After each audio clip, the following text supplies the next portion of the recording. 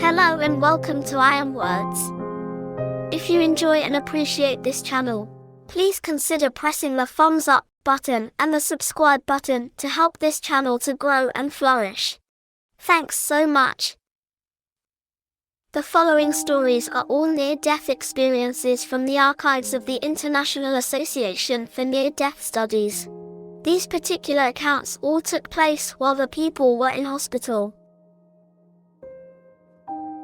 This first account is titled, Man in Multi-Organ Failure Meets the Presence of Goodness. On October 10, 2023, I had a kidney stone that breached my right kidney. I passed out at home and was transported to the emergency room at the hospital where I went into septic shock with multi-organ failure. I was placed on a ventilator and dialysis in an attempt to clean the expanding infection from my blood system. I remained on the ventilator for 8 days, with acute rectal failure, kidney failure, respiratory and heart failure that developed on the 3rd day while on the ventilator. I have no memory of this, as this medical information and event were provided by family members, medical staff, and medical records. Once off the ventilator, I remained in the ICU for another 10 days due to the heart condition and then in a rehab hospital for a further 2 weeks. I'm not sure what day this occurred, but while sedated and on the ventilator, I experienced a darkness that I cannot explain. I was confused and had no feeling of my body, vision, or hearing. Just total blackness. I remember thinking, why couldn't I wake up, and that I may be dead, but I was very confused and terrified actually. I remember screaming but not making a sound. I seemed to lose this darkness, only to return, and I thought that if I was dead, then where was the light? Where were others that had passed on before me? But that was not occurring. I screamed, asking, God, where are you? I then experienced a small light in the darkness that developed into an expanding and unfolding cloud. A peace, like I cannot find words to explain, engulfed by presence and this expanding cloud.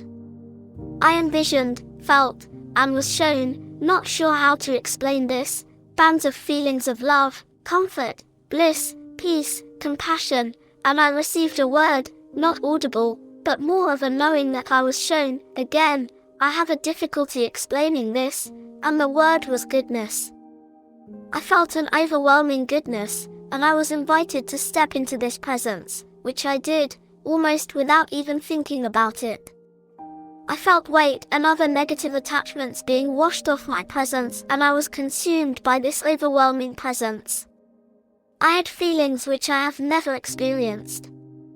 These feelings were very clear and distinct, and nothing like I have ever known. I had more clarity and extreme positive feelings than anything I have ever known or even imagined. After stepping into the presence of goodness, I had a very distinct remembrance of my mother holding me as a child and how she placed her hand on my cheek, with extreme comfort and security. I then remembered an older black man, his name was Joe Gilliam, who I knew from age 3 to about age 9. I worked in the back of my uncle's cleaners, and I loved being with Joe and working with him. He was extremely caring and a larger-than-life soul, and I loved him more than my father or family. He had escaped from a very abusive home environment. Then I remembered a relationship where I did not consistently show goodness. It was a confusing relationship, with a great betrayal and hurt. I was angry and confused, but if I had just shown goodness, from the first time I met this person, and even when I learned of the betrayal, it would have been a totally different experience. This presence stayed with me when I returned to the darkness and I was no longer afraid. I then noticed, in the upper right corner of my presence, the blackness started to ripple, slightly at first, and I could hear a little girl's voice that got louder and a greater ripple, to an extent that I could see my daughter's face. She had flown in from out of state, and was standing by my bedside, and I could hear her voice. She was 29, not 3, at this time. Then I could see a broader light around the corners of the darkness. I could feel people entering and coming close to me. I could feel their goodness, caring and compassion. Others just seemed to be coming and going. I could not see them, just seemed to feel their presence. I also knew that there was so much more shown to me, but I could not consume it all at once during the event, and that much more would be revealed to me and that there was no bookend on this experience. It was ongoing and really just beginning. On the 8th day, they removed the ventilator and that was the first time I realized that I was in the ICU, and family doctors started explaining what had happened. I remained in the ICU for another 10 days, and that presence stayed with me. I could not stop talking about it. I began researching the word goodness, as it was not a word that I normally used. I did not have a Bible and had not been in a church for over 20 years. But I got one, and began to see goodness everywhere, and I could feel the goodness as I read it, and I realized that I had it all wrong. I thought goodness was a characteristic of God, but I know now that goodness is God.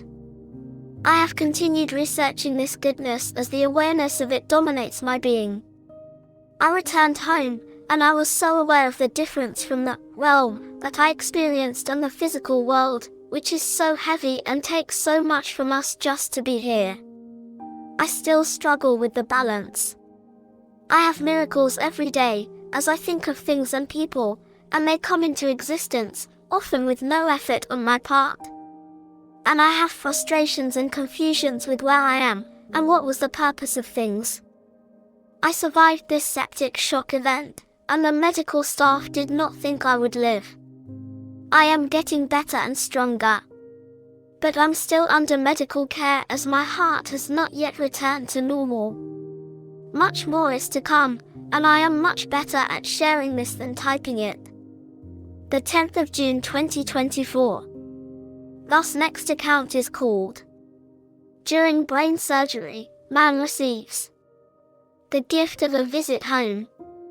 On December 18, 2023, I received an awesome and unexpected gift. While under general anesthesia for over 10 hours during an NIR cerebral angiography embolization, followed by a right craniotomy for the resection of a tumor at the Stanford University Medical Center, I was allowed to pass beyond the veil and experience the unconditional love, peace, and understanding of the One without name.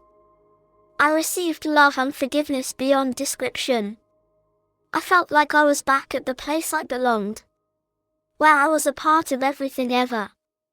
During the timeless event, I came to understand that even Satan would be forgiven, if capable of accepting it. I felt like everything was so simple and could not understand why we make it so complicated. I also sensed a more human presence than the pure loving and forgiving energy of which I felt I was a part. This Christ-like presence assured me that I was doing well in my life on earth and that people simply need to treat each other as they wish to be treated.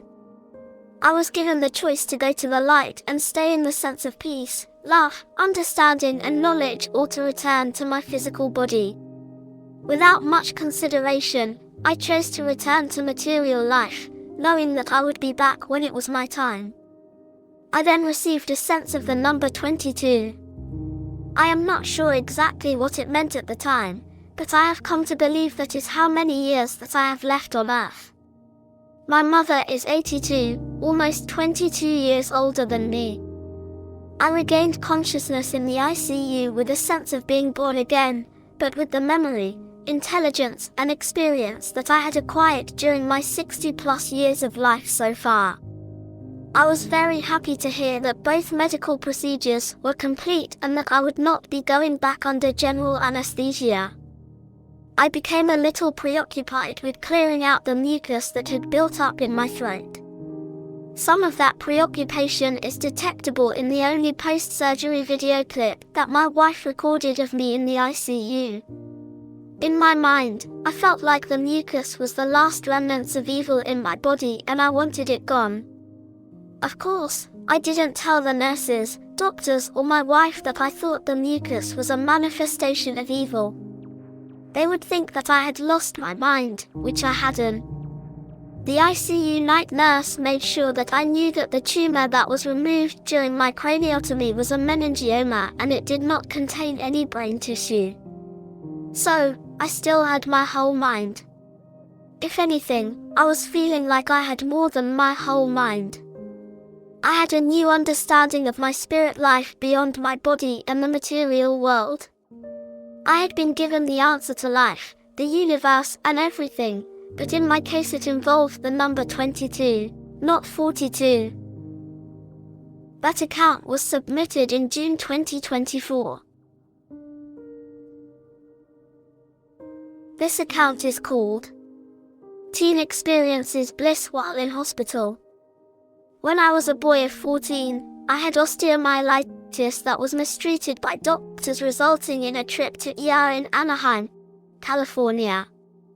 I would not be here now telling this story if it wasn't for my loving mother who admitted me after several unsuccessful doctor's visits.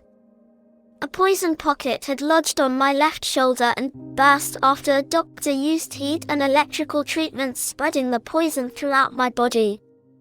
My left arm became the size of Popeye's, hard and red from infection. I could barely see or walk, hanging onto Mom's arm as she admitted me into the Anaheim hospital. I only remember about the first 5 minutes in the emergency room, then a brief moment when I was on the operating table.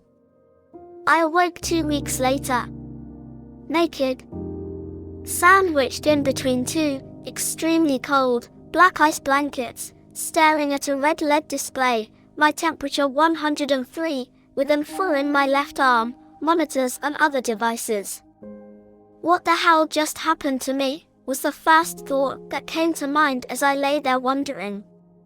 Prior to this unpredictable NDE, I was a healthy, tan, long-haired young man whose love was skateboarding and chasing the pretty girls at the complex pool and school.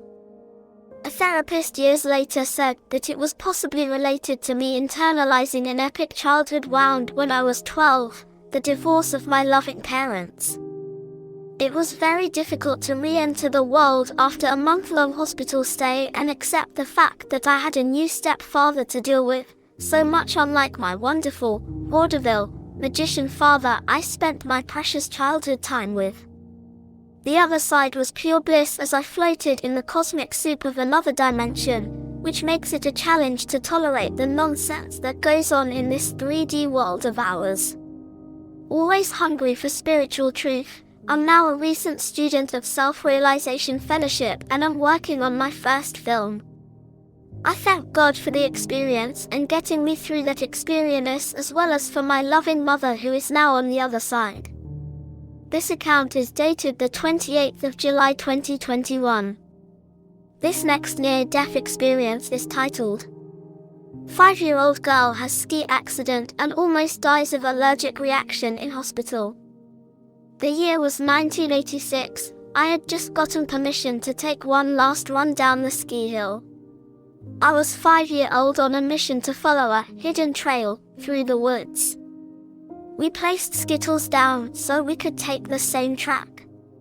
It was fun, until I lost control and hugged a tree dead center.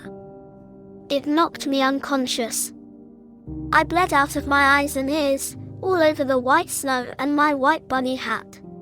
We did not wear ski helmets in 1986. As I lay there looking up into the trees, I could hear my friend shouting for help. It was that point that I was fading in and out of consciousness. The pain was massive, a splitting headache. My eyes closed and I could feel my body lift up into the trees. I watched from the tree branches as the ski patrol loaded my body on the snowboard to evacuate me off the ski hill. I remember trying to get back into my body, only to feel intense pressure in my head behind my eyes. At that point I left my body once again. I believe now, so that I could not feel the pain. I was protected. Once we reached the patrol office, it was deemed that I would need further medical assistance. I was airlifted to the Twin Cities.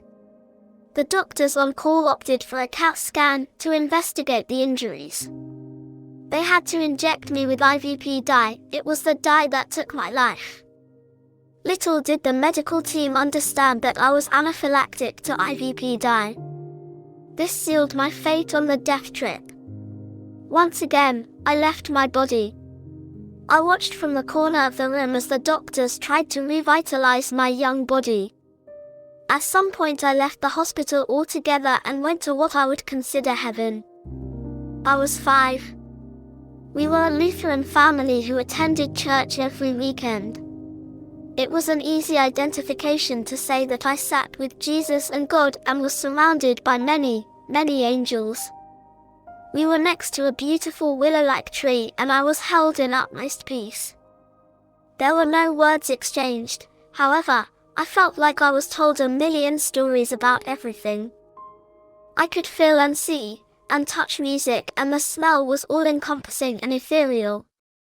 The time was short and fast at the same time. I wanted it to last. Sadly, I was told I had to come back to Earth.